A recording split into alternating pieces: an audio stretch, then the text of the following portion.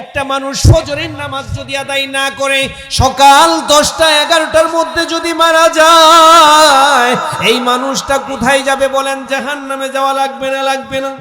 এশার নামাজ না পড়ে যদি ঘুমায় এই বান্দাটা, তখন যদি মারা যায়, ফজরের নামাজ তো পড়তে পারলোই না, মারা গেল, এশারের নামাজটাও যে পড়তে পারলো না, এই জন্য তার জাহান্নাম খাটা লাগবে না? লাগবে না বলেন? জোহরের নামাজ কাজা দিল, আসরের নামাজ কাজা দিল, মাগরিবের নামাজ কাজা দিল, এশার নামাজ কাজা দিয়া সে নামাজ আদায় করলো না, আল্লাহ তাআলা মুহাম্মদুর রাসূলুল্লাহ সাল্লাল্লাহু আলাইহি ওয়াসাল্লামের মাধ্যমে জানায়া দেয়, হে মানুষেরা রে, হে রাসূল আপনি মানুষদেরকে জানায়া দেন নামাজটা হলো কাফের এবং মুসলমানদের মধ্যে পার্থক্য সৃষ্টি করে। যারা নামাজ পড়ে না এরা কি তাহলে? এরা কুফরি করে, যারা কুফরি করে তারা কি? কিন্তু বাজান বাস্তবে যদি বলতে যাই আপনি নামাজ কেন পড়েন না, আপনি কাফের, মারামারি শুরু হয়ে যাবে। নামাজ যে পড়ে না, নামাজটা ফরজ, যে নামাজ পড়ে না এই কুকুরের চাইতে নিকৃষ্ট, যে নামাজ পড়ে না বিড়ালের চাইতে নিকৃষ্ট, যে নামাজ আদায় করে না সে শূকরের চাইতে নিকৃষ্ট রে বাজান।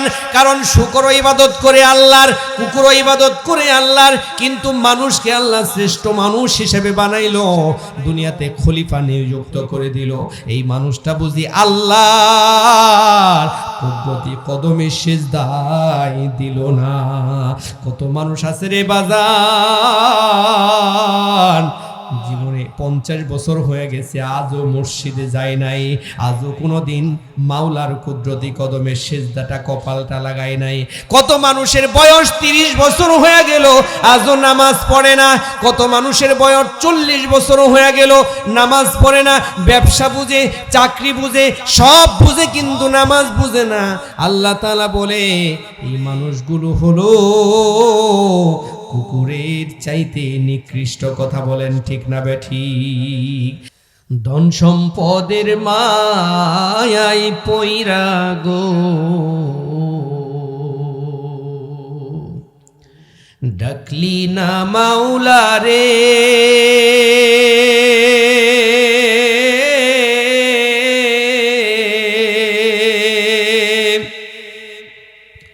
কি জানি কি উপায় হবে গো, অন্ধকার কবরে রে, ওরে জীবন গুনাই গুনাই গেল রে, নিঃশ্বাসের বিশ্বাস কইরা গো বাদলাম বাড়ি ঘর,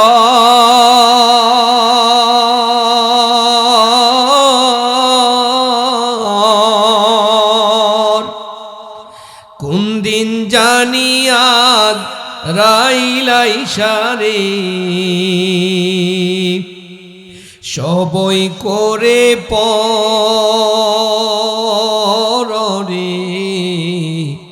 ওরে জীবন গুনাই গুনাই গেল রে,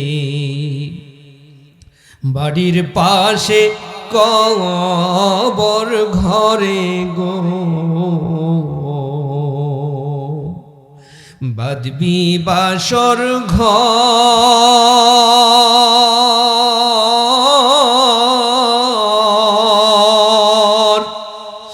ভাইও নাই তোর বান্ধব নাই রে,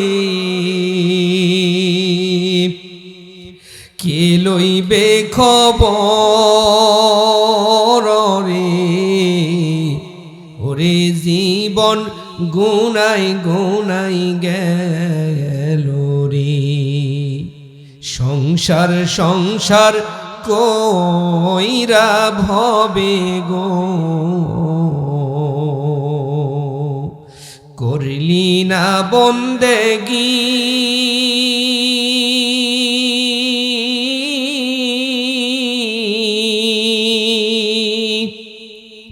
কিভাবে কাটাইবি মনরে,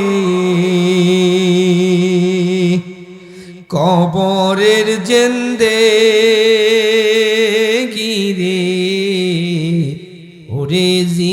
জীবন গুনায় গুনায় গেল রে। নবীজির কাছে মহিলা ডাক দেয় বলে, ইয়া রাসূলুল্লাহ, ইয়া হাবিবাল্লাহ, বলেন না মা তার সন্তানকে বেশি ভালোবাসে না আল্লাহ রাব্বুল আলামিন তার বান্দাদের বেশি ভালোবাসে? নবীজি ডাক দেয়া বলে, মা,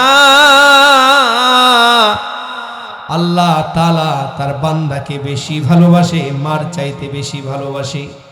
এইবার মহিলা ডাক দেব, ইয়া রাসূলুল্লাহ, ইয়া হাবিবাল্লাহ, তাহলে বলেন তো দেখি, একটা মা তার সন্তানকে কি আগুনের মধ্যে দিয়া জ্বালাইতে পারে নাকি? কই না না না, মা তার সন্তানকে আগুনের মধ্যে দিয়া জ্বালাইতে পারে না। মা নিজে আগুনের মধ্যে জ্বলে পড়ে শেষ হয়ে যাবে, কিন্তু তার কোনো সন্তানকে সে আগুনের মধ্যে দিতে রাজি নাই। মহিলা তৎক্ষণাৎ ডাক দেয় বলি, ইয়া রাসূলুল্লাহ, ইয়া হাবিবাল্লাহ, আপনি না বললেন আল্লাহ তার বান্দাদেরকে বেশি ভালোবাসে?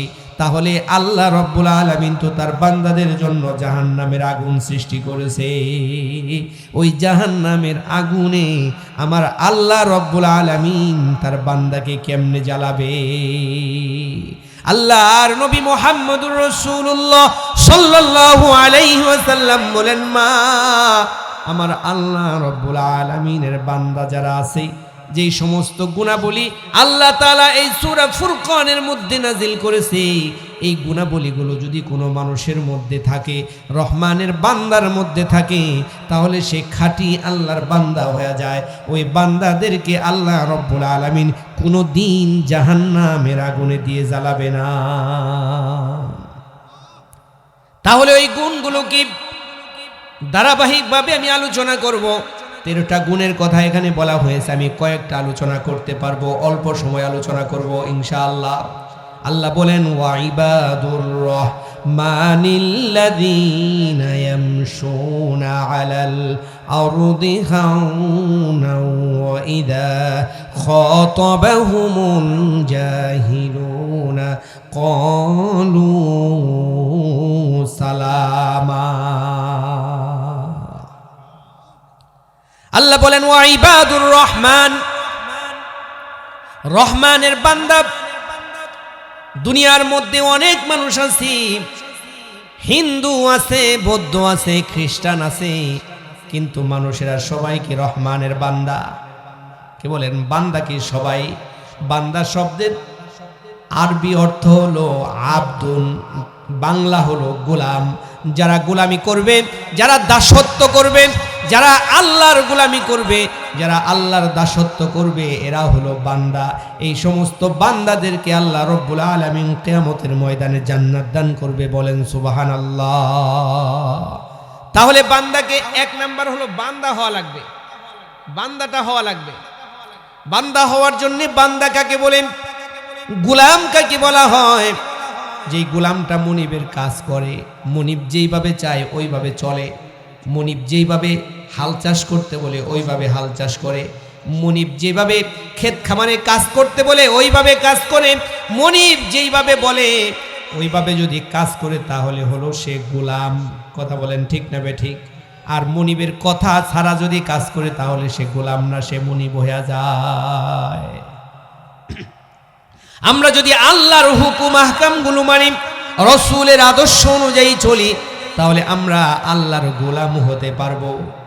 আর যদি আমরা আল্লাহ তাআলার গোলাম না হই তাহলে আমাদের জন্য জান্নাত নাই। আল্লাহ তাআলা প্রথমেই নবীজির মাধ্যমে জানায় দেয়, ওয়া ইবাদুর রহমান, রহমানের বান্দা তারা হবে। কারা হবে দুনিয়াতে? রহমানের বান্দা কারা হতে চায়? আপনারা চান তো সবাই? কে কে চান হাত তোলেন তো দেখি। সবাই চায় রহমানের বান্দা হওয়ার জন্যে, গোলাম হওয়ার জন্যে। এই জন্য তার প্রথম গুণ হবে ইয়ামশুনা আলাল আরদি হাওনা। এক নাম্বার গুণ হলো নন্ম হওয়া লাগবে। কি হওয়া লাগবে? নন্ম হওয়া লাগবে। অনেক টাকা পয়সার মালিক কিন্তু নন্ম না, খারাপ আচরণ করে, টাকা পয়সার গরম দেখায়, গাড়ির মালিক গাড়ির গরম দেখায়, জমিওয়ালা জমির গরম দেখায়, নেতা তার পাওয়ারের গরম দেখায়। আছে না নাই? নেতা পাওয়ারের গরম দেখায়, বড় লোক জমিদারির টাকা পয়সার গরম দেখায়। অনেক হুজুরও আছে, আলেমও আছে, এলেমের গরম দেখায়। কথা বলেন ঠিক না বেঠিক? কোনো গরম চলবে না, নন্ম হওয়া লাগে, নন্ম। একেবারে সাধারণ একজন মানুষকে দেখলেও সালাম দেওয়া লাগবে। আপনি বড় লোক, তাই কি হয়েছে? একেবারে খেটে খাওয়া ভ্যান চালক চলে যাচ্ছে, তাকে সালাম দেবেন, আসসালামু আলাইকুম ওয়া রাহমাতুল্লাহ, কেমন আছেন ভাই, কেমন আছেন, এইভাবে কথা বলবেন তার সাথে। একেবারে নন্ম আচরণ। তার মানে এই না যে মাথা ঝুঁকায় নিচের দিকে হাঁটবেন, মনের মধ্যে অহংকার থাকবে, না না, আপনি মাথা তুলেই হাঁটবেন, ঠিক আছে, কিন্তু আপনার কাজে কর্মে ব্যবহারে কথায় বার্তায় সব জায়গায় নন্ম থাকা লাগবে। সব জায়গায় নন্মতা থাকা লাগবে, কথার মধ্যে নন্মতা থাকা লাগবে, কাজের মধ্যে নন্মতা থাকা লাগবে, চলাফেরার মধ্যে নন্মতা থাকা লাগবে, ব্যবসা বাণিজ্যের মধ্যে নন্মতা থাকা লাগবে, চাকরি বাকরির মধ্যে নন্মতা থাকা লাগবে। আপনি সমাজের প্রতিনিধি হয়েছেন, আপনার মধ্যে নন্মতা থাকা লাগবে। মানে সমাজের প্রত্যেকটা জায়গায় আপনাকে নন্ম হওয়া লাগবে। এই নন্মতার গুণটা যদি আপনার মধ্যে থাকে, তাহলে রহমানের বান্দা হওয়ার জন্য এক নাম্বার যেই গুণ, এই গুণটা আপনি অর্জন করে ফেলেছেন। বলেন সুবহানাল্লাহ। দুই নাম্বার হলো ওয়া ইবাদুর রহমানিল্লাযীনা ইয়ামশুনা আলাল আরদি হাওনা ওয়া ইযা খাতাবাহুমুল জাহিলুনা ক্বালু সালামা। এই নন্ম হইতে গেলে এই কিছু মানুষ আছে অজ্ঞ, কিছু মানুষ আছে জাহেল, কিছু মানুষ আছে মূর্খ, আছে না নাই? জাহেল, অজ্ঞ, মূর্খ কিছু মানুষ সমাজে আছে, দেশে আছে। এরা ইমামও মানে না, এরা আলেমও মানে না, এরা নেতাও মানে না, এরা মুরব্বিও মানে না, এরা ছোটদের স্নেহও করে না, বড়দের সম্মানও করে না। এমন মানুষ সমাজে আছে না নাই? এই সমস্ত অজ্ঞ জাহেল যারা আছে, এরা যদি গালাগালি করে, খতবাহুমুল জাহিলুনা ক্বালু সালামা, এরা যদি আপনাকে কোনো কারণে গালিগালাজ করে, বকাবাজি করে, অথবা আপনার সাথে রূঢ় আচরণ করে, আপনি তাদের সাথে সালাম দিয়ে চলে যাবেন। তাকে কল্যাণের বাণী শোনায়া আপনি সেখান থেকে কেটে পড়বেন। তার সাথে ঝগড়াও করবেন না, তার সাথে মারামারি করবেন না, কাটাকাটি করবেন না, তার সাথে বাক বিতণ্ডায় আপনি জড়াবেন না, তার উপর শান্তি প্রয়োগ করে আপনি সেখান থেকে চলে আসবেন। এটা হলো দুই নাম্বার গুণ। চিল্লায় বলেন সুবহানাল্লাহ। এক নাম্বার গুণ হলো নম্রতা, দুই নাম্বার গুণ হলো ওয়াইদা খাতাবাহুমুল জাহিলুনা, অজ্ঞ লোকেরা যখন গালিগালাজ করবে, কোনো কথা বলবে, তাদেরকে পাশ কাটিয়ে সালাম দিয়ে চলে আসবে। এই মানুষটা রহমানের বান্দা যে হতে চায়, এই মানুষটা সাধারণ এই অজ্ঞ মানুষটার সাথে গালিগালাজে লিপ্ত হতে পারবে না। আমাদের সমাজে তাকালে দেখবেন, ফজরের নামাজ পড়ে একজনের সাথে ঝগড়া করে, জোহরের নামাজ পড়ে আরেকজনের সাথে ঝগড়া করে, আসরের নামাজ পড়ে আরেকজনের সাথে ঝগড়া করে, নামাজও পড়ে ঝগড়াও করে। এমন মানুষ আছে না নাই? কিন্তু কেউ যদি রহমানের বান্দা হতে চায়, রহমানের গোলাম হতে চায়, রহমানের দাস হতে চায়, তাহলে দুই নাম্বার গুণ, অজ্ঞ লোকেরা তাকে যাই বলুক না কেন সালাম দিয়ে চলে আসবে। তবে হ্যাঁ, কোরআন নিয়ে যদি কটূক্তি করে, রসুল নিয়ে যদি কটূক্তি করে, তাহলে কিন্তু ছাড় দেওয়া যাবে না। মনে করবেন যে তারে ছাড় দিয়ে চলে আসলাম, সেখানে কিন্তু ছাড় দেওয়া যাবে। ওয়াইদা খাতাবাহুমুল জাহিলুনা ক্বালু সালামা ওয়াল্লাযীনা ইয়াবীতুনা লিরাব্বিহিম সুজদান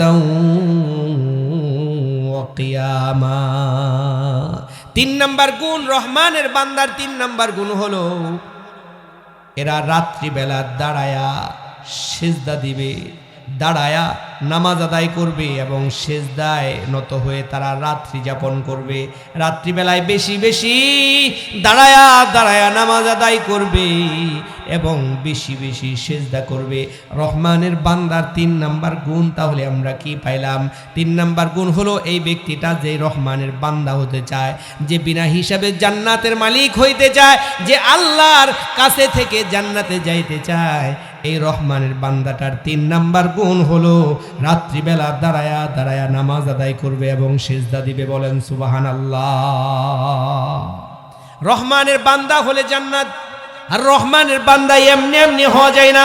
রাত্রিবেলা দোকানে বসে গান শুনলে রহমানের বান্দা হওয়া যায় না।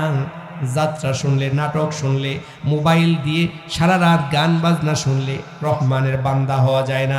বন্ধু বান্ধবের সাথে গল্প করে রাত কাটায় দিলে রহমানের বান্দা হওয়া যায় না। চা স্টলে সিগারেট আর বিড়ি খেয়ে রাত পার করে দিলে রহমানের বান্দা হওয়া যায় না বাজান। রহমানের বান্দা হতে হলে রাত্রিবেলা দাঁড়ায়া দাঁড়ায়া দাঁড়ায়া নামাজ আদায় করতে হয়। রাত্রিবেলা দাঁড়ায়া দাঁড়ায়া নামাজ আদায় করতে হয়। সেজদায় গিয়ে আল্লাহর কাছে কাঁদতে হয়। বিশ্বনবী মুহাম্মদুর রাসূলুল্লাহ সাল্লাল্লাহু আলাইহি ওয়াসাল্লাম রাতভর নামাজ আদায় করতেন। সাহাবায়ে আজমাইনগুলো রাতভর নামাজ আদায় করতেন। বিশ্বনবী মুহাম্মদুর রাসূলুল্লাহ সাল্লাল্লাহু আলাইহি ওয়াসাল্লাম এত বেশি নামাজ আদায় করতেন, নবীজির পা মুবারক ফুলে যাইতো। আল্লাহ রাব্বুল আলামিন আসমান থেকে নবীজিকে জানায় দিতেন, নবীজি আমি আল্লাহ আপনার আগে পিছের সমস্ত গুনাহগুলো মাফ করে দিয়েছি, এরপরেও যে আপনি দাঁড়ায়া দাঁড়ায়া নামাজ পড়েন, আপনার পা মুবারক তো ফুলে যাচ্ছে, রক্ত বের হয়ে যাওয়ার উপক্রম হচ্ছে। একদিন বিশ্ব নবী মুহাম্মদুর রাসূলুল্লাহ সাল্লাল্লাহু আলাইহি ওয়াসাল্লাম রাত্রিবেলার নামাজ আদায় করতেছে। আম্মা জান আয়েশা সিদ্দিকা রাদিয়াল্লাহু তাআলা আনহা শুয়ে আছে। নবীজি সেজদায় গেছে আর সেজদা থেকে তিনি মাথা উঠান না, এত দীর্ঘ সময় সেজদা করতেছে। আম্মা জান আয়েশা সিদ্দিকা রাদিয়াল্লাহু তাআলা আনহা ভাবতেছেন, আমার নবী মনে হয় নামাজের মুসল্লায় সেজদায় গিয়ে দুনিয়া থেকে চলে গেছে।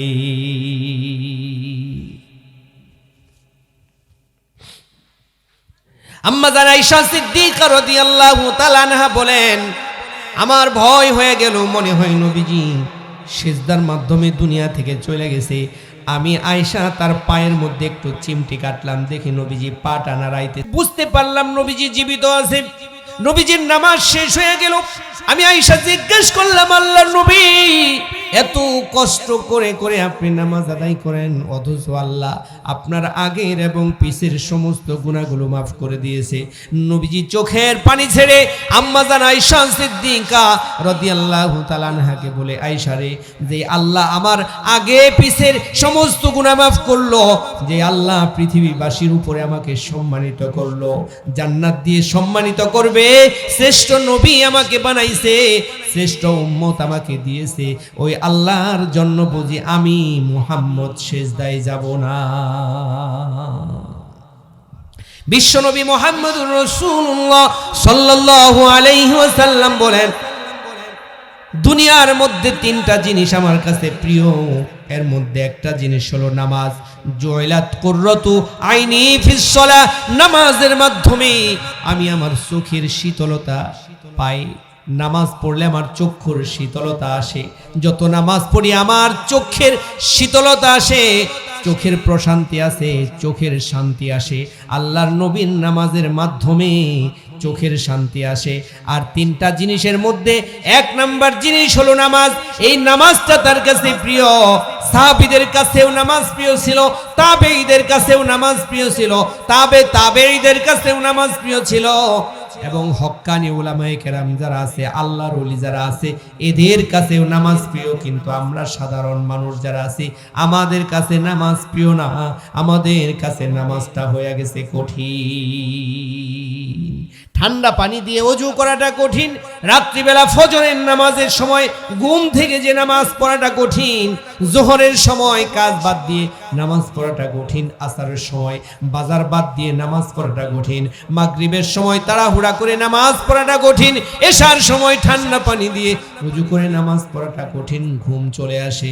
এই জন্য রাসূলুল্লাহ সাল্লাল্লাহু আলাইহি ওয়াসাল্লামের মাধ্যমে আল্লাহ তাআলা জানায় দেন, হে রাসূল আপনি বলে দেন, যারা রহমানের বান্দা হতে চায় এদের কাছে কিন্তু নামাজটা প্রিয় হওয়া লাগবে। এরা রাত্রিবেলা দাঁড়ায়া দাঁড়ায়া দাঁড়ায়া নামাজ আদায় করবে। বলেন সুবহানাল্লাহ। কেমন করে ঘুমাও তুমি ফজর করে কাজা,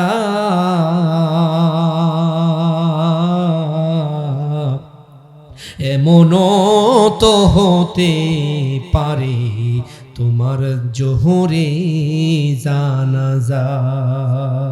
কেমন করে ঘুমাও তুমি ফজর করে কাজা, এমনও তো হতে পারে তোমার জোহরে জানাজা। কথা বলেন ঠিক না ঠিক? একটা মানুষ ফজরের নামাজ যদি আদায় না করে সকাল 10টা 11টার মধ্যে যদি মারা যায়, এই মানুষটা কোথায় যাবে বলেন? জাহান্নামে যাওয়া লাগবে না লাগবে না? এশার নামাজ না পড়ে যদি ঘুমায় এই বান্দাটা, তখন যদি মারা যায়, ফজরের নামাজ তো পড়তে পারলোই না, মারা গেল, এশারের নামাজটাও যে পড়তে পারলো না, এই জন্য তার জাহান্নাম খাটা লাগবে না লাগবে না বলেন?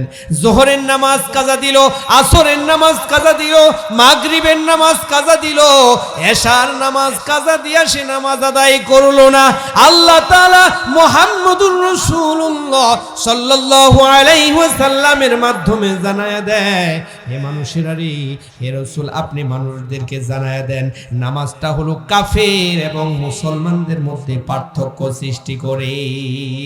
যারা নামাজ পড়ে না এরা কি তাহলে? এরা কুফরি করে, যারা কুফরি করে তারা কি? কিন্তু বাজান বাস্তবে যদি বলতে যাই আপনি নামাজ কেন পড়েন না, আপনি কাফের, মারামারি শুরু হয়ে যাবে। নামাজ যে পড়ে না নামাজটা ফরজ, যে নামাজ পড়ে না এই কুকুরের চাইতে নিকৃষ্ট, যে নামাজ পড়ে না বিড়ালের চাইতে নিকৃষ্ট, যে নামাজ আদায় করে না সে শূকরের চাইতে নিকৃষ্ট রে বাজান। কারণ শূকরও ইবাদত করে আল্লাহর, কুকুরও ইবাদত করে আল্লাহর, কিন্তু মানুষকে আল্লাহ শ্রেষ্ঠ মানুষ হিসেবে বানাইলো, দুনিয়াতে খলিফা নিযুক্ত করে দিল, এই মানুষটা বুঝি আল্লাহর কুদরতি কদমে সিজদায় দিল না। কত মানুষ আছে রে বাজার, জীবনে 50 বছর হয়ে গেছে আজও মসজিদে যায় নাই, আজও কোনোদিন মাওলার কুদরতি কদমে সিজদাটা কপালটা লাগায় নাই। কত মানুষের বয়স 30 বছর হয়ে গেল আজও নামাজ পড়ে না, কত মানুষের বয়স 40 বছর হয়ে গেল নামাজ পড়ে না। ব্যবসা বুঝে, চাকরি বুঝে, সব বুঝে কিন্তু নামাজ বুঝে না। আল্লাহ তাআলা বলে এই মানুষগুলো হলো কুকুরের চাইতে নিকৃষ্ট। কথা বলেন ঠিক না বেঠিক? এই জন্য নবীজির কাছে পছন্দের ছিল 1 নাম্বার নামাজ, এই নামাজটা রাসূলের কাছে পছন্দ। এই নামাজটা যারা আদায় করবে বাজান, আল্লাহ তাআলা তাদেরকে 5টা পুরস্কারে পুরস্কৃত করবে। এর মধ্যে একটা পুরস্কার হইল দুনিয়ার রিজিকের সংকীর্ণতা দূর কইরা দিবে। নামাজের মাধ্যমে রিজিক আসে, নামাজ না পড়লে রিজিক পাওয়া যায় না। বাজান ফজরের নামাজ পড়লে তার চেহারাটা সুন্দর হয়ে যাবে। এইদিকে তাকান, ফজরের নামাজ পড়লে চেহারাটা কি হবে? সুন্দর হয়ে যাবে। যোহরের নামাজ আদায় করলে রিজিক বৃদ্ধি হয়ে যাবে। এখন আপনারা মনে করেন রিজিক মনে হয় শুধু টাকা, রিজিক মানে শুধু টাকা না। 1 নাম্বার রিজিক হলো নেক সন্তান ঘরে ঘরে দান করা। যার ঘরে বাজার নেক সন্তান আছে, বাবার কথা শুনে, মার কথা শুনে, আল্লাহর হুকুম মানে, রাসূলের আদর্শ অনুযায়ী চলে, এই সন্তানটা নেক সন্তান। বাবা মা মারা গেলে যদি 2টা হাত তুলে চোখের পানি ফেলে কান দিতে পারে, এটা হলো নেক সন্তান। বাবা মা মারা গেলে যদি বাবার জন্য, মায়ের জন্য দান করতে পারে, তাহাজ্জুদের নামাজ পড়ে দোয়া করে, রোজা রেখে দোয়া করে, এটা হলো নেক সন্তান। এমন নেক সন্তান ওই বান্দার ঘরে আল্লাহ দিয়া দিবে। এর চাইতে 1 নাম্বার হলো এই বান্দাটা বেশি বেশি আল্লাহ তাআলার ইবাদত বন্দেগী করার সুযোগ পাবে, এটা হলো সবচেয়ে উত্তম রিজিক। এরপরে 2 নাম্বার হলো নেক সন্তান দেওয়া, 3 নাম্বার হলো সুস্থতা দেওয়া, আল্লাহ তাআলা এই মানুষটাকে সুস্থ করে দেবে। 4 নাম্বার হলো টাকা পয়সা, অর্থ করি আল্লাহ তাআলা দান করবে। যে জোহরের নামাজ আদায় করবে আল্লাহ তাআলা তাকে এই রিজিক গুলো দিয়া দিবে, বলেন সুবহানাল্লাহ। আসরের নামাজ যেই ব্যক্তি পড়বে ওই ব্যক্তিটার শারীরিক সক্ষমতা আল্লাহ তাআলা বৃদ্ধি করে দিবে। মাগরিবের নামাজ যদি কোনো ভাই পড়ে, কোনো বোন পড়ে, তাহলে তার সন্তানেরা তার কথাবার্তা শুনবে। কোনো নেতা যদি পড়ে তাহলে তার কর্মীরা তার কথা শুনবে। কোনো ইমাম যদি পড়ে মুসল্লিরা তার কথা শুনবে। কোনো মা যদি পড়ে তার সন্তান ছেলে মেয়েরা তার কথা শুনবে। কোনো বাবা যদি পড়ে তার সন্তানেরা, তার ভাইয়েরা তার কথা শুনবে। যদি মাগরিবের নামাজ পড়ে তাহলে তার প্রতিনিধি যারা আছে, তার নিচের লেভেলের যারা আছে, প্রত্যেকেই তাকে সম্মান করবে, তার কথা শুনবে। আর এশার নামাজটা যদি কোনো ভাই পড়ে গো, আল্লাহ রব্বুল আলামিন আরামের ঘুম তাকে দান করবে। বলেন সুবহানাল্লাহ। এই জন্য নামাজ পড়া লাগবে প্রিয় ভাইরা রে আমার। আজকে মহিলাদের দিকে তাকালে দেখা যায় মহিলারা নামাজ আদায় করে না। মহিলাদের জান্নাতে যাওয়ার জন্য 100 নাম্বার লাগবে। কয়শো নাম্বার? জোরে বলেন কয়শো নাম্বার? আরো জোরে কয়শো নাম্বার? 100 নাম্বারের মধ্যে আল্লাহর নবী মুহাম্মদুর রাসূলুল্লাহ সাল্লাল্লাহু আলাইহি ওয়াসাল্লাম বলেন, আল মারআতু ইযা সাল্লাত খামসাহা, কোন মহিলা যদি 4টা কাজ করে, এর মধ্যে একটা কাজ হলো যদি 5 ওয়াক্ত সালাত আদায় করে যথা টাইমে, ডিউ টাইমে, ওয়াক্ত হলে যদি নামাজটা আদায় করে, ফজরের সময় ফজর, যোহরের সময় যোহর, আসরের সময় আসর, মাগরিবের সময় মাগরিব, এশার সময় এশা, এই 5টা ওয়াক্ত নামাজ যদি কোনো মা বোন আদায় করে গুরুত্ব সহকারে, আল্লাহ রব্বুল আলামিন তারে 25 নাম্বার দিয়ে দিবে। বলেন সুবহানাল্লাহ। এরে ভাই, আমাদের প্রত্যেকের ঘরে কিন্তু মা বোন আছে না নাই? মা বোনদের দিকে তাকালে দেখা যায় মাগরিবের নামাজটা হাঁসের খাবার দিতে দিতেই মাগরিবের নামাজটা শেষ। কথা বলেন ঠিক না বে ঠিক? জোহরের নামাজটা রান্না বান্না কুটাকুটি করতে করতেই শেষ। ফজরের নামাজের সময় ঘুমই ভাঙ্গে না। এশারের নামাজের সময় টিভি দেখতে দেখতে শেষ। অথচ আল্লাহর নবী বলে, যদি কোনো মহিলা 4টা কাজ করে, এর মধ্যে একটা কাজ হলো আল মারআতু ইযা সাল্লাত খামসাহা, যদি 5 ওয়াক্ত নামাজ পড়ে, আল্লাহ রব্বুল আলামিন 100 মার্কের মধ্যে 25 মার্ক তার আমল নামায় দিয়া দেয়। বলেন সুবহানাল্লাহ। 2 নাম্বার হলো ওয়াসামাত শাহরহা, ওয়াসামাত শাহরহা, রমজান মাসের রোজা পালন করবে 30টা দিন। কয়টা দিন সিয়াম পালন করবে? 30 দিন যদি রোজা পালন করে, আমার আল্লাহ রব্বুল আলামিন আরো 25 নাম্বার তারে দিয়ে দিবে। আরেকটা মাসালা শুনে রাখেন, যদি 25 নাম্বার পাইতে চায় তাহলে 1 মাস সিয়াম পালন করা লাগবে। আপনারা 1 মাস সিয়াম পালন করতে পারবেন, কিন্তু মা বোনেরা কিন্তু 1 মাস সিয়াম পালন করতে পারে না। তাদের শরীর অসুস্থ হয়ে গেলে, যতদিন অসুস্থ থাকে, ওই দিনগুলোতে একটা করে রোজা তার পরবর্তী মাস বা তার পরের সময়টাতে কাজা করে নিবে। তাহলে তার 30টা রোজা হয়ে যাবে।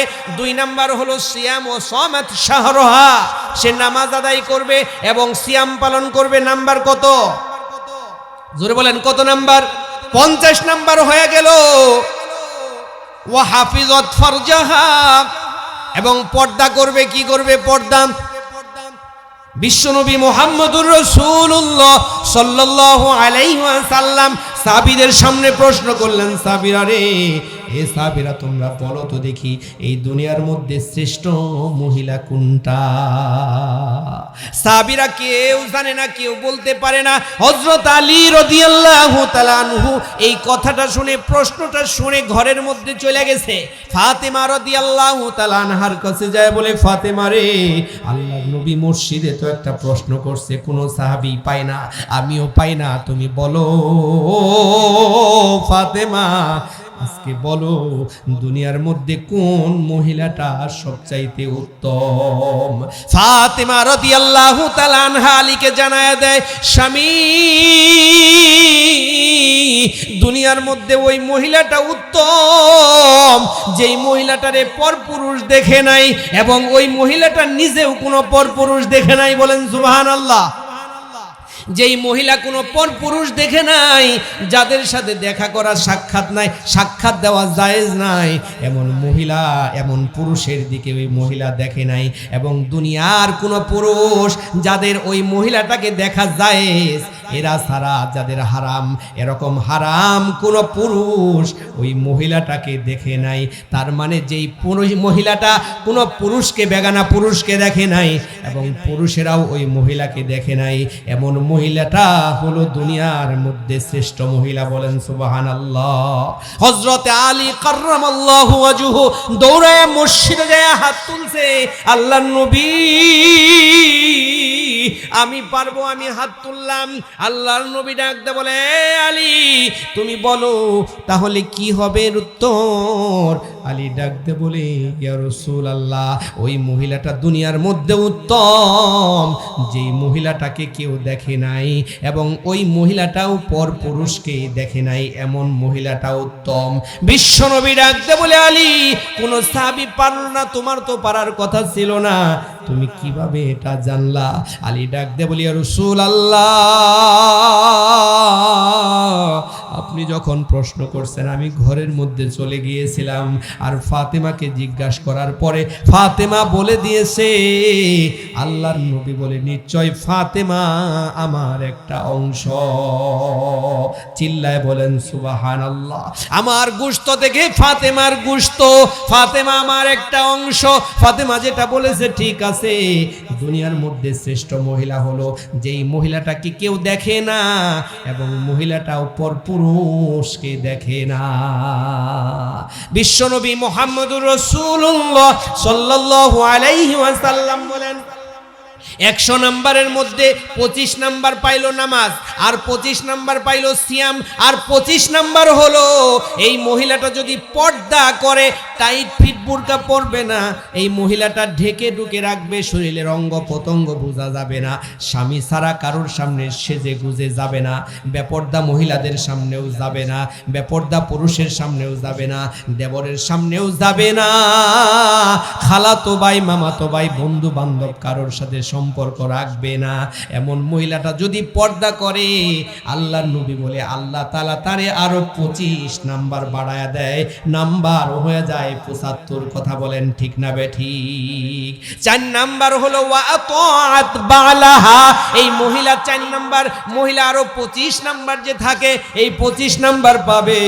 এই মহিলাটা যদি স্বামীকে খুশি রাখতে পারে, স্বামীর মালামাল হেফাজত করতে পারে, স্বামীকে খেদমত করতে পারে, তাহলে এই মহিলাটা পুরা 100 নাম্বার পেয়ে জান্নাতে পৌঁছায় যাবে।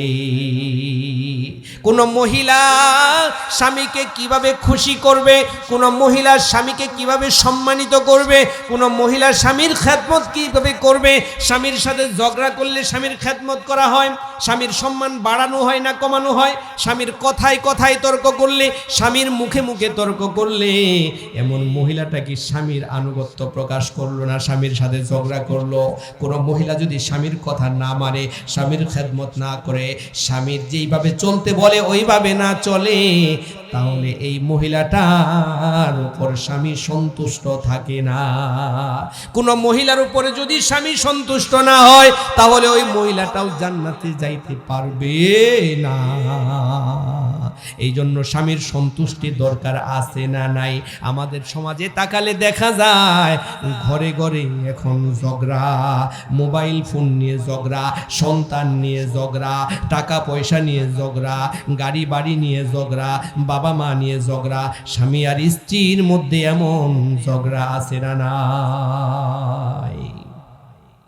অথচ আগের জামানায় স্বামী স্ত্রীর মধ্যে কোনো সম্পর্কের অবনতি ঘটতো না, আগে এত তালাকও হইতো না। কিন্তু এই সমাজে যত তালাক হয়, এর মধ্যে 1 নাম্বার কারণ হইল বড় বড় এক হাত মোবাইল ফোন।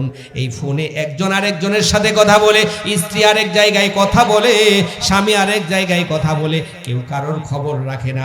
দুইজন একসাথে হলেই দুইজনের মধ্যে ফাইট লেগে যায়, কথায় কথায় তালাক হয়ে যায়। 1 তালাক 2 তালাক বলতে বলতে 32 তালাক পর্যন্ত হয়ে যায়। আবার সকালবেলা হুজুর একটা নিয়ে আইসা তওবা করায়া ওই বউ নিয়ে আবার সংসার করে, এমন যুবক সমাজে আছে না নাই? ভাইরা রে আমার, কোন মহিলা যদি স্বামীকে সন্তুষ্ট করতে পারে, আল্লাহর নবী বলে সেই মহিলা জান্নাতে যাবে। কোন মহিলা দুনিয়া থেকে চলে আসলে স্বামী যদি বলে আমার স্ত্রীটা খুব ভালো ছিল, তাহলে এই মানুষটাকে আল্লাহ রাব্বুল আলামিনের নবী বলে এই মহিলাটাও 25 নাম্বার পেয়ে 100 নাম্বার পেয়ে গেল, সে জান্নাতে সরাসরি পৌঁছায় যাবে। চিল্লায় বলেন সুবহানাল্লাহ। এই জন্য প্রিয় মা ও বোনেরা আমার, নামাজ আদায় করতে হবে, সিয়াম পালন করতে হবে, এবং ও হাফিজত ফরজহা, পর্দা পালন করতে হবে। পর্দা পশিতা করে আপনাকে চলতে হবে। কোথাও গেলে বোরকা পরিধান করে, আপনার কথায় পর্দা থাকবে, চেহারায় পর্দা থাকবে, কাজে কর্মে আপনার পর্দায় থাকবে। এরপরে স্বামীর খেদমত আপনাকে করতে হবে। স্বামী যদি দরিদ্র হয় তবুও সম্মান করতে হবে। স্বামী যদি কিছু দিতে না পারে তবুও তাকে সম্মান করতে হবে। স্বামীকে ওজুর পানি দিতে হবে, স্বামীর টুপিটা পরিষ্কার করে দিতে হবে, স্বামীর জুতাটা পরিষ্কার করে দিতে হবে, স্বামীর শরীরে একটু তেল মাখায় দিতে হবে, স্বামীর গুপটা একটু কেটে দিতে হবে। স্বামীকে একটু আদর যত্ন করে যদি কোনো মহিলা মসজিদে পাঠায় দিতে পারে গো, ওই মহিলাটা মারা গেলে স্বামী দুইটা হাত তুইলা চোখের পানি ফেলে কান্দে। কথা বলেন ঠিক না বেঠিক? আর কোন মহিলা যদি স্বামীর সাথে ঝগড়া করে বাপের বাড়ি চলে যায়, স্বামী খুশি হয়ে যায়, যদি ইন্তেকাল করে স্বামী কোনো দিন দুইটা হাত তুইলা দোয়া করে না। স্বামী বলে আমার বউটা মরছে বাঁচছি, এতদিন আমার সংসারে অশান্তি ছিল, এখন একটা নতুন বিয়ে কইরা আমি সংসার সাজাইমু, আমি একটা গজবের মধ্যে এতদিন ছিলাম। প্রিয় মা ও বোনেরা আমার, পায়ে ধরে বলি, খান আর না খান, পড়েন আর না পড়েন, সন্তানকে নিয়ে কোনো অজুহাত দিয়ে স্বামীর মনে কিন্তু আপনারা কষ্ট দিবেন না। স্বামীর মনে কষ্ট দিলে ওই ঘরের মধ্যে আল্লাহ আসমান থেকে রহমত পাঠায় না।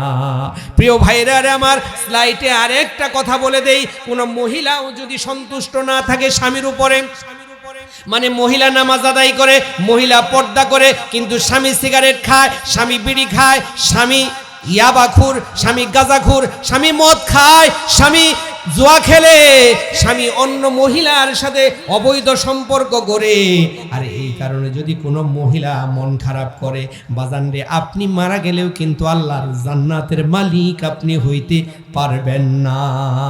আপনার প্রতি যেমন আপনার স্ত্রী সন্তুষ্ট হওয়া লাগবে, আপনার প্রতিও আপনার স্ত্রীর সন্তুষ্ট থাকা লাগবে। এই জন্য দুইজনের হক আদায় করা লাগবে। বাজান রে, আমি চলে গিয়েছিলাম, মহিলারা 4টা কাজ করলে সরাসরি জান্নাতে, এর মধ্যে একটা কাজ হলো নামাজ। নামাজের মাধ্যমে আমি চলে গিয়েছিলাম। রাসূল বলে আমার কাছে 3টা জিনিস প্রিয়, এর মধ্যে একটা জিনিস হলো জুইলাত কুররাতু আইনি ফিস সালাহ। আমি রাসূল, নামাজের মাধ্যমে আমার চক্ষুর শীতলতা আসে। 2 নাম্বার হলো আত্তিব, সুগন্ধি আমি রাসূলের কাছে প্রিয়। আমাদের কাছে আতর প্রিয় না? সেন্ট প্রিয় না? সুন্দর সুন্দর সেন্ট, গোলাপের সেন্ট, আতরের সেন্ট আমাদের কাছে প্রিয়। মুহাদ্দিসিনে কেরামগণ বলে এটাই এমন সেন্ট, এটাই এমন আতর, যেই আতরটা ইবাদত বন্দেগীর মধ্যে পাওয়া যায়। নামাজের একটা সেন্ট আছে, আছে না নাই? জিকিরের একটা সেন্ট আছে, সদাকার একটা সেন্ট আছে। ভালো কাজ করলে শরীরটা পবিত্র লাগে, ভালো কাজ করলে শরীরটা পবিত্র লাগে এবং মনে হয় যে ভালো কাজ করেছি, চেহারার মধ্যেও সৌন্দর্য ফুটে ওঠে। আর যদি খারাপ কাজ করা হয় তাহলে ওই গুনাহের দুর্গন্ধ একেবারে আজরাইলের নাক বরাবর পৌঁছায় যায়। ও বাজান, আগে দেখছেন গ্রামের মধ্যে একটা গরু মারা গেলে, কি মারা গেলে, গরু মারা গেলে দূর থেকে আসতো খাওয়ার জন্যে। কি আসতো? হ্যাঁ, শকুন আসতো, দূর থেকে শকুনের নাকে চলে যাইতো। এখানে গরু মারা গেছে, এই শেরপুরে গরু মারা গেছে, একেবারে ময়মনসিংহে একটা শকুন আছে বা শকুনের দল আছে, ওই জায়গায় তাদের নাকে এই সেন্ট চলে যায় না? যায় না? জোরে বলেন, যায় না? যায় না? কেমনে যায়? ঠিক তেমনি ভাবে মানুষ যখন গুনাহ করে, এই গুনাহের দুর্গন্ধটা একেবারে আজরাইলের নাকে পৌঁছায় যায়। গুনাহের দুর্গন্ধ আছে না নাই? জেনার দুর্গন্ধ আছে, সুদের দুর্গন্ধ আছে, ঘুষের দুর্গন্ধ আছে, খারাপ আচরণের দুর্গন্ধ আছে। এগুলি গুনাহের কাজ। আত্মীয়তার সম্পর্ক নষ্ট করা এগুলি গুনাহের কাজ। সুদ খাওয়া গুনাহের কাজ, মিথ্যা বলা গুনাহের কাজ, নামাজ না পড়া গুনাহের কাজ, স্ত্রীর উপর নির্যাতন করা গুনাহের কাজ, মা বাবার খেদমত না করা গুনাহের কাজ, মানুষের সাথে খারাপ আচরণ করা গুনাহের কাজ, আলেমদের সম্মান না করা গুনাহের কাজ, মুরব্বীদের সম্মান না করা গুনাহের কাজ, ছোটদের স্নেহ না করা গুনাহের কাজ, মানুষের সাথে অন্যায়ভাবে জবরদখল করা গুনাহের কাজ। এই সমস্ত গুনাহগুলো যেগুলি আছে, এই গুনাহের দুর্গন্ধগুলি যদি কোনো বান্দার মধ্যে থাকে, এই দুর্গন্ধ আজরাইলের নাক বরাবর পৌঁছায়া যায়। আর কোনো মানুষের মধ্যে যদি তাহাজ্জুদ থাকে, কোরআন থাকে, নামাজ থাকে, পর্দা থাকে, দান থাকে, পিতামাতার খেদমত থাকে, বন্ধু বান্ধবের সাথে সম্পর্ক থাকে, আত্মীয়তার সম্পর্ক থাকে, সব ভালো কাজ থাকে, তাহলে এই ভালো কাজের সেন্ট, এই সেন্টটাও আজরাইলের নাক বরাবর পৌঁছায় যায়। বলেন সুবহানাল্লাহ। প্রিয় ভাইরা আমার, রসুলের কাছে 2 নাম্বার প্রিয় হলো তিব, 3 নাম্বার প্রিয় হলো নারী। 3 নাম্বার প্রিয় কি? নারী। জোরে বলেন কি? নারী। নারী কি হিসাবে প্রিয়? মা হিসাবে নারী প্রিয় না অপ্রিয়? জোরে বলেন, মা হিসাবে প্রিয় না অপ্রিয়? নবীজির কাছে মা হিসাবে প্রিয়, কন্যা হিসাবে প্রিয়, স্ত্রী হিসাবে প্রিয়। আর আমাদের কাছে মা হিসাবেও প্রিয় না, কন্যা হিসাবেও প্রিয় না, স্ত্রী হিসাবেও প্রিয় না, আমাদের কাছে প্রিয় হলো প্রেমিকা হিসাবে। যুবক ভাইদের কাছে প্রিয় হইল সবচাইতে প্রেমিকা। মা বাবার কথা না মেনে, বাবা মার কথা না মেনে, ভাই বিরাদারের কথা না মেনে প্রেমিকার হাত ধরে এক দেশ থেকে আরেক দেশে চইলা যায়। কথা বলেন ঠিক না বেঠিক? আমাদের কাছে প্রিয় হয়ে গেছে এখন প্রেমিকা, কিন্তু আল্লাহর নবী বলে আমার কাছে প্রিয় মহিলারা মা হিসাবে প্রিয়। মা 10 মাস 10 দিন গর্ভে রেখে আমাকে ভূমিষ্ঠ করাইছে, আমি ছোট খাইতে পারতাম না, মা তার স্তনের বোটাটাকে আমার মুখের মধ্যে দিয়া খাওয়াইছে। মা এত কষ্ট করে আমাকে লালন পালন করছে। রাত্রি ঠান্ডার দিন, এখন যাদের বাচ্চা আছে আপনারা অনুভব করতে পারবেন, এখন তো অনেক ডাইপার বের হয়েছে না? ডায়াপার বের হয়েছে। রাত্রিবেলা শিশুরে পড়াই দিলে প্রস্রাব করে না, সকালবেলা খুলে রাখলেই হয়। কিন্তু এগুলি আগের জামানায় ছিল না, কিছুদিন আগেও এগুলি ছিল না। বাচ্চারা রাত্রিবেলায় প্রস্রাব করত 1 মাস 2 মাস 3 মাস 5 মাস 1 বছর 2 বছর পর্যন্ত বাচ্চা প্রস্রাব করে ভিজায়া দিলে এত ঠান্ডা হয়ে যাইতো। মা কাপড় পরিষ্কার করে দিত, বেশি খেতাও ছিল না, কাপড়ও ছিল না, কাপড় পরিষ্কার করে দিয়েছে, আবার প্রস্রাব করেছে, আবার পরিষ্কার করে দিয়েছে, আবার প্রস্রাব করেছে। এইবার আর কাপড় নাই। এইবার মা জননীও কিন্তু ফেলে দেয় নাই। এইবার মা জননী সন্তানটাকে বুকের মধ্যে দিয়া ঘুম পাড়াইছে। এমন মা জননী আমাদের আছে না নাই? মাঝে হইল জনমদাতা, কেউ দিও না মনে ব্যথারে, মা জননী কুদরত কামেলি, এমন দরদি আমি কই গেলে পাই, আমার মার মতন দরদি কেহ নাই। মায়েরা বুকের মধ্যে রেখে ঘুম পাড়ায়। ও সন্তানেরা, মা বেঁচে থাকলে মাকে খেদমত করে জান্নাত নেওয়া লাগবে। মাকে কষ্ট দিলে কিন্তু জান্নাত পাওয়া যাবে না। মার খেদমতে জান্নাত হয়, মাকে খুশি করলে জান্নাত পাওয়া যায়। আর মার খেদমত না করলে জাহান্নামে যাওয়া লাগবে। নামাজ যেমন ফরজ, রোজা যেমন ফরজ, যাকাত যেমন ফরজ, হজ যেমন ফরজ, মা বাবার খেদমত করাটাও তেমনই ফরজ। কথা বলেন ঠিক না বেঠিক? এই জন্য রসুলের কাছে প্রিয় ছিল নারী। নারীর মধ্যে 1 নাম্বার হলো মা, যাদের অবস্থান সবার উপরে। আর রসুল বলে মায়ের পায়ের নিচে হলো সন্তানের জন্য জান্নাত। পৃথিবীর মধ্যে আল্লাহ তাআলার ইবাদত বন্দেগী করতে হবে, এরপরেই মার খেদমত করতে হবে। আল্লাহ তাআলা বলেন, ওয়াকাদা রাব্বুকা আল্লা তা'বুদু ইল্লা ইয়াহু ওয়া বিল ওয়ালিদাইনি ইহসানা। আল্লাহর ইবাদত বন্দেগী করবে, আল্লাহর সাথে শিরক করবে না। এর সাথে লাগায়া দিয়েছে মা বাবার খেদমত তুমি করবে। 1 নাম্বার, মা বাবাকে ভালোবাসতে হবে।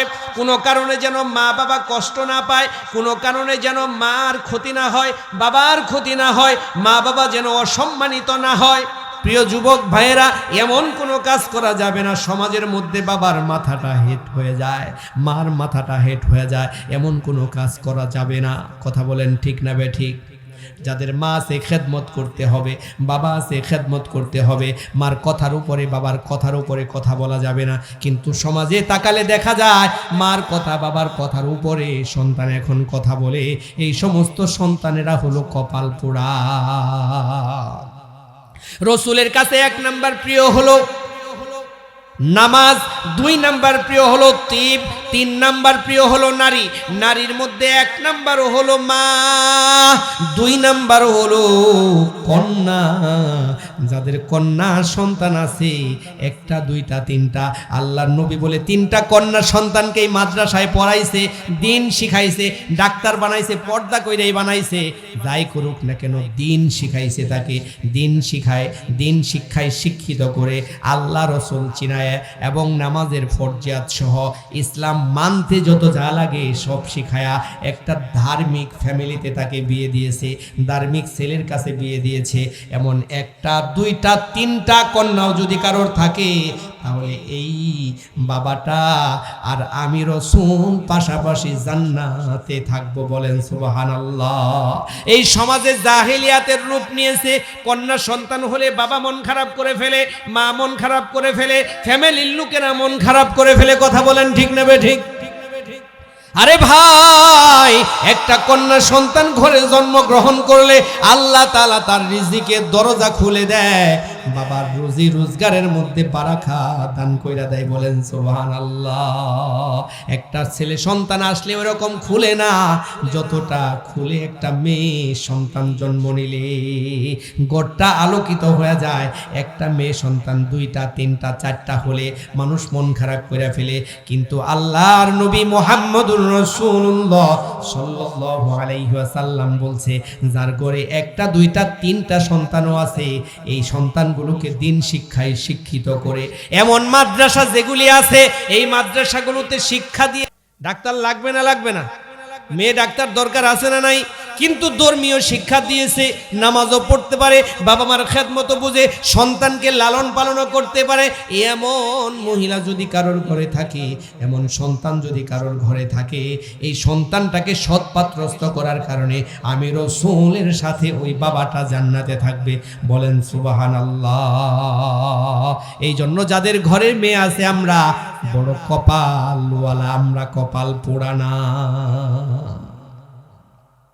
প্রিয় ভাইরা রে আমার, রসুলের কাছে 2 নাম্বার প্রিয় হলো তিব, 3 নাম্বার প্রিয় হলো নারী। নারীর মধ্যে 1 নাম্বার মা, 2 নাম্বার হলো কন্যা, 3 নাম্বার হলো স্ত্রী। স্ত্রীটাও আমার কাছে প্রিয় হওয়া লাগবে। আমার কপালে যেটা আছে সেটা আমি বিয়ে করে ফেলেছি, এখন ভাবির দিকে নজর দেওয়া যাবে না যে আমার বউটাও সুন্দর, ওই মহিলাটা সুন্দর, তার কাছে যাওয়া লাগবে। না না, এটা হবে না। আপনার স্ত্রীকে আপনার ভালোবাসা লাগবে।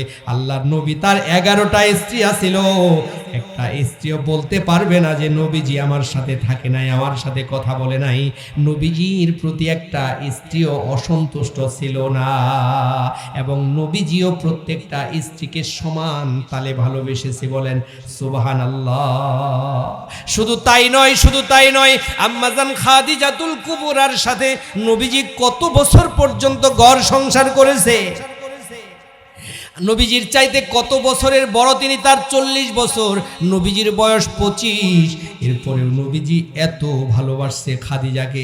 একদিন তার কবরের সামনে গিয়ে 2 হাত তুলে নবীজি কাঁদতেছে আর দোয়া করতেছে। পাশ থেকে আম্মা জান আয়েশা সিদ্দিকা এসে বলতেছে, ইয়া রাসূলুল্লাহ, একটা বৃদ্ধ নারীর জন্য আপনার এখনো ভালোবাসা মনের মধ্যে আছে। নবীজি চোখের পানি ফেলে আম্মা জান আয়েশা সিদ্দিকাকে ডাক দিয়ে বলে, আয়েশা রে, এ আয়েশা, তোমরা তো আমার সুখের সময়ের সাথী, কিন্তু খাদিজা আমার দুঃখের সময়ের সাথী। খবরদার, খবরদার আয়েশা, এই কথা দ্বিতীয়বার বলে আমি রাসূলের অন্তরে আর কষ্ট দিও না। প্রিয় ভাইরা রে আমার, আমি বলতেছিলাম রহমানের বান্দার 3 নাম্বার গুণ। কয় নাম্বার গুণ মনে আছে? 3 নাম্বার গুণ হলো ওয়াইদা খাতাবাহুমুল জাহিলুনা ক্বালু সালামা ওয়াল্লাযীনা ইয়াবীতুনা লিরাব্বিহিম সুজদান ওয়া কিয়ামা। 3 নাম্বার গুণ হলো বাজান রে, রহমানের বান্দা যারা হবে 3 নাম্বার গুণ মনে রাখবেন। এই গুণটা হলো রাত্রিবেলা দাঁড়ায়া দাঁড়ায়া সিজদা বরত হয়ে এরা সিজদা করবে, দাঁড়ায়া নামাজ পড়বে, আল্লাহ তাআলার কদমে সিজদা দিবে। বলেন সুবহানাল্লাহ। ওয়াল্লাযীনা ইয়াকুলুনা রব্বানা সুরিফ আন্না আযাবা জাহান্নাম, শুধু সিজদা দিবে তা না, রাত্রিবেলা 2টা হাত তুলে চোখের পানি ফেলে কান দিবে, আল্লাহ ও মালিক জাহান্নামের আগুন থেকে আমাদের বাঁচায়া দাও, জাহান্নামের আগুন বড় কষ্টদায়ক। জাহান্নামের ফেরেশতা এত বড় বড় ফেরেশতা, এত বেশি আযাব জাহান্নামের মধ্যে হবে। হযরত জিবরাইল আমিনের কাছে নবীজি সাল্লাল্লাহু আলাইহি ওয়াসাল্লাম জিজ্ঞাসা করে, জিবরাইল যখনই তুমি আমার কাছে আসো শুধু চোখের পানি ফেলো, কোনোদিন তো তোমাকে হাসতে আমি দেখলাম না। জিবরাইল চোখের পানি ফেলে কান্দে, ইয়া রাসূলুল্লাহ ইয়া হাবিবাল্লাহ, আল্লাহ তাআলার জাহান্নাম যেদিন আমি আমার চোখে দেখেছি ওই দিন থেকে আমি জিবরাইলের চোখে পানি চলে আসছে, আমি আর কোনোদিন হাসি নাই। ইয়া রাসূলুল্লাহ শুধু আমি না, ওই যে মিকাইলও আপনার কাছে আসে, মিকাইল এত বড় ফেরেশতা, যেদিন থেকে শুনেছে আল্লাহ জাহান্নাম সৃষ্টি করেছে, জাহান্নাম দেখেছে, ওই দিন থেকে এখন পর্যন্ত মিকাইল কোনো দিন একবারের জন্যও হাসি দেয় নাই। কি যে উপায় হবে আমার কবরে, কেমনে থাকবো ওই অন্ধকার কবরে। কত মানুষ আইবে আমায় দেখিতে, একবার দেখা যাইবে সবাই চলিয়ে আমায়, সবাই ওই কবরে রাখিয়া, যার যার ঘরে যাইবে সবাই চলিয়ায়। জীবনে না করিলাম বন্দেগি,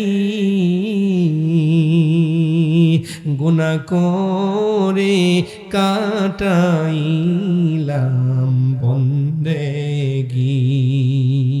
প্রিয় ভাইরা রে আমার, এই 4টা গুণ আমি বললাম, আর আলোচনা করব না, সময় অনেক হয়ে গেছে। 1 নাম্বার গুণ মনে রাখেন, নন্ম হওয়া লাগবে। কি হওয়া লাগবে? আজকের এই অল্প মানুষ থেকে যদি প্রতিজ্ঞাবদ্ধ হতে পারেন যে এই 4টা গুণ আমি আমার মধ্যে নিয়ে আসব, যতদিন বেঁচে থাকবো এই 4টা গুণ আমি আমার মধ্যে নিয়ে আসব। 1 নাম্বার গুণ হলো নম্রতার গুণ, সেটা মাদ্রাসার শিক্ষকদের মধ্যেও থাকা লাগবে, ছাত্রদের মধ্যেও থাকা লাগবে, চাকরিজীবী ব্যবসায়ীদের মধ্যে, কৃষকের মধ্যে, সাধারণ মানুষদের মধ্যেও থাকা লাগবে, ভ্যান চালক যিনি তার মধ্যেও থাকা লাগবে। নম্র কথা বলবে, নম্র আচরণ করবে, নম্রতার সাথে কাজ করবে, এটা হলো 1 নাম্বার গুণ। 2 নাম্বার গুণ হলো কেউ গালি দিলে তাকে গালি দেবে না, কেউ গালি দিলে তাকে গালি দেবে না, 2 নাম্বার গুণ। 3 নাম্বার গুণ, রাত্রিবেলা দাঁড়ায় নামাজ পড়বে, অন্তত এশার নামাজের পরে 2 রাকাত হলেও নামাজ আদায় করে আল্লাহ তাআলার কাছে। 4 নাম্বার গুণ যেটা হলো জাহান্নামের আযাব থেকে মুক্তি পাবে, মুক্তির জন্য, জাহান্নাম থেকে বাঁচার জন্য সে আল্লাহর কাছে 2 হাত তুলে ফরিয়াদ করবে, রাত্রিবেলা দাঁড়ায়া দাঁড়ায়া নামাজ পড়বে। এই 4টা গুণ যদি কোনো মানুষের মধ্যেও থাকে তাহলে বড় বড় গুণগুলো তার মধ্যে এসে গেছে, আর এই বড় বড় গুণগুলো থাকার কারণে বাকি গুণগুলো তার মধ্যে এসে যাবে। আর গুণগুলো যদি এসে যায় তাহলে রহমানের বান্দা হয়ে সে জান্নাতের মালিক হয়ে যাবে। আসসালামু আলা সাইয়্যিদিল আম্বিয়া ওয়াল মুরসালিন ওয়া আলা আলিহি ওয়া আসহাবিহি আজমাইন। আদর করিয়া মানুষ আল্লাহ বানাইয়া, কেমনে দি জাহান্নামে ফেলিয়া। সকলেরই দরজা হইতে আল্লাহ ফিরিয়া, সকলেরই দরজা হইতে আল্লাহ ফিরিয়া, তোমারি দরজায় রইলাম পড়িয়া। কত গুনাহ করছি আল্লাহ জানিয়া, কত গুনাহ করছি আল্লাহ বুঝিয়া। আয় আল্লাহ,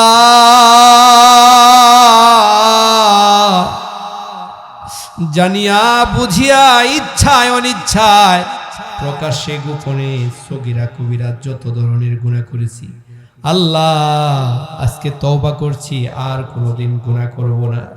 আল্লাহ, গুনাহ করলে তোমার জমিন সাক্ষী হয়ে যায় আল্লাহ, অঙ্গ পতঙ্গগুলো সাক্ষী হয়ে যায়, কিরামান কাতিবিন দুইজন ফেরেশতাও সাক্ষী হয়ে যায়, আমলের খাতার রেজিস্ট্রির খাতার মধ্যে লিপিবদ্ধ হয়ে যায়। আল্লাহ গো, সবগুলো থেকে আমাদের গুনাহগুলো মাফ করে দাও আল্লাহ, সবার থেকে গুনাহগুলো শেষ করে দাও, আমরা গুনাহ আর করব না, তওবা করছি আল্লাহ, গুনাহগুলো মাফ করে দাও। গুনার বোঝা মাথায় নিয়ে কান্তাসি,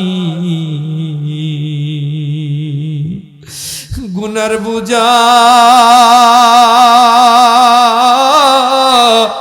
মাথায় নিয়ে আল্লাহ কান্তাসি, মাফ করে দাও দয়াল আল্লাহ ইলাহি রব্বুল আলামিন।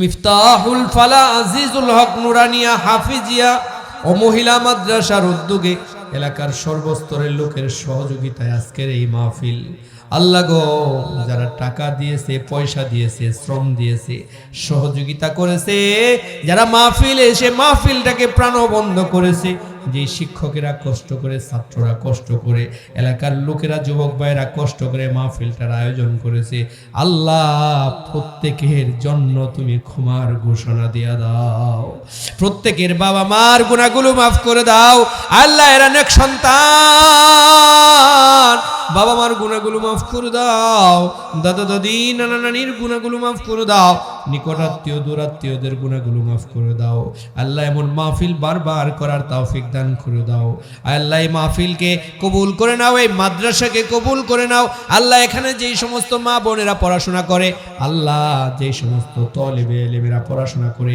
আল্লাহ, হক্কানি যোগ্য আলেম আলেমা তাদেরকে বানায় দাও আল্লাহ। যারা শ্রম দিয়ে, মেধা দিয়ে, টাকা দিয়ে, পয়সা দিয়ে আল্লাহ এই মাহফিলে অনেকেই অনেক টাকা দিয়ে সহযোগিতা করলো আল্লাহ, প্রত্যেকের দানকে কবুল করো আল্লাহ, প্রত্যেকের মনের উদ্দেশ্য পূর্ণ করো, প্রত্যেকের বাবা মার গুনাহগুলো মাফ করো আল্লাহ।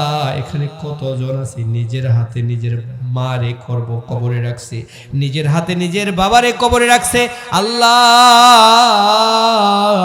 মার চেহারা এখনো চোখের সামনে ভেসে ওঠে, বাবার চেহারা এখনো চোখের সামনে ভেসে ওঠে, মার আদর যত্ন এখনো চোখের মধ্যে ভেসে বেড়ায় আল্লাহ।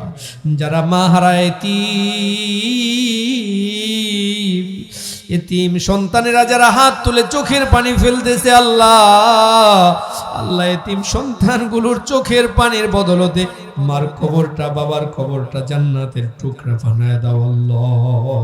আল্লাহ মার কবরটা বাবার কবরটা জান্নাতের টুকরা বানায় দাও আল্লাহ। যেই ঘরে মা থাকতো মা নাই ঘরটা আছে আল্লাহ, যেই ঘরটা বাবা বানাইছে আল্লাহ বাবা নাই ঘর এখনো আছে আল্লাহ। যেই সন্তানগুলোকে আদর করে বড় করেছে সন্তানগুলো আছে মা নাই আল্লাহ।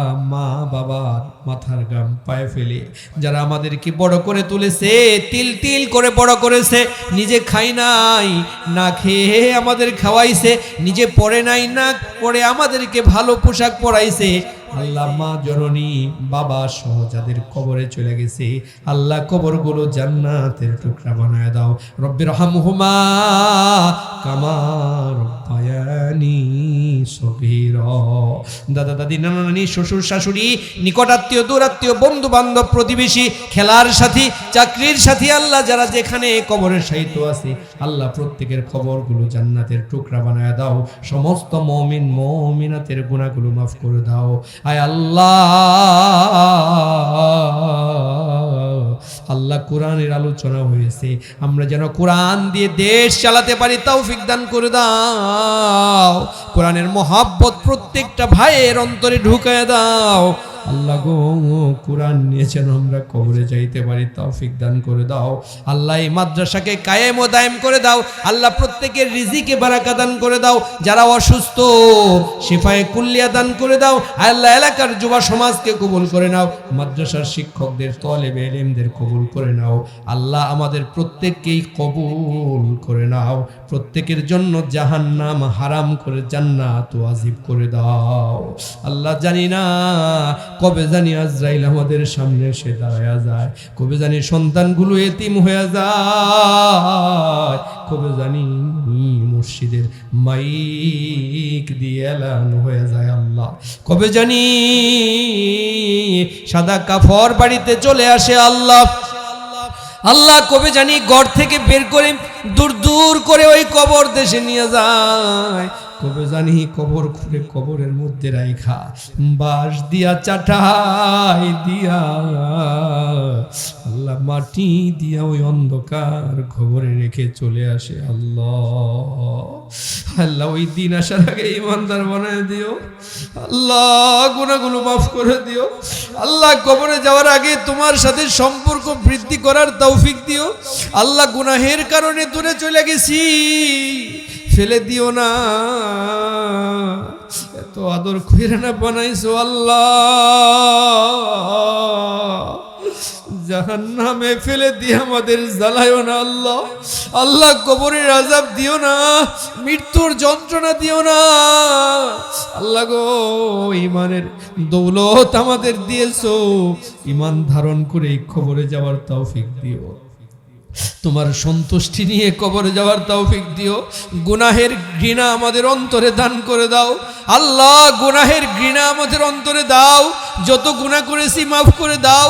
বেশি বেশি নেক কাজ করার তৌফিক দাও আল্লাহ। বাইতুল্লাহ জিয়ারতের তৌফিক দাও।